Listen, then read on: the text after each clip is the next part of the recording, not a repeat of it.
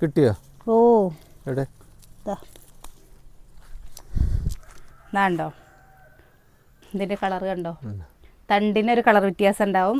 ഇത് കണ്ടോ, ഇതും ഇതിന്റെ തണ്ട് നോക്കി നോക്കൂ. വയലറ്റ് ആണ് കണ്ടോ. ഇതാണ് ഇതും കണ്ടോ ഒരു വയലറ്റ്.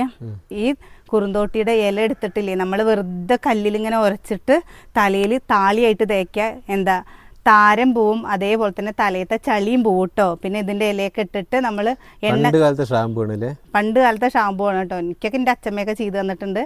നമ്മുടെ സുകന്യ എപ്പോഴും പറയില്ലേ, അവളുടെ മുടി കൊഴിയണം പറയില്ലേ. അപ്പം ഞാൻ ഇതിട്ടിട്ട് നമ്മളില്ലേ എണ്ണ കാച്ചി കൊടുക്കുക എന്ന് പറഞ്ഞിട്ട്. പിന്നെ ഒട്ടുമിക്ക കഷായങ്ങളില്ലേ, ആയുർവേദത്തിൽ കഷായങ്ങൾ ഉണ്ടാക്കുമ്പോഴും ഈ കുറുന്തോട്ടിയുടെ വേരെടുത്തിട്ടാണ് കേട്ടോ കഷായങ്ങൾ ഉണ്ടാക്കുക. അറിയില്ല. ഇതിലൊരു ചെറിയൊരു മഞ്ഞ പൂവൊക്കെ ഉണ്ടാവും കേട്ടോ.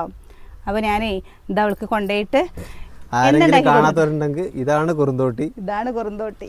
ചില്ലറക്കാരനല്ല കുറുന്തോട്ടി അല്ലേ?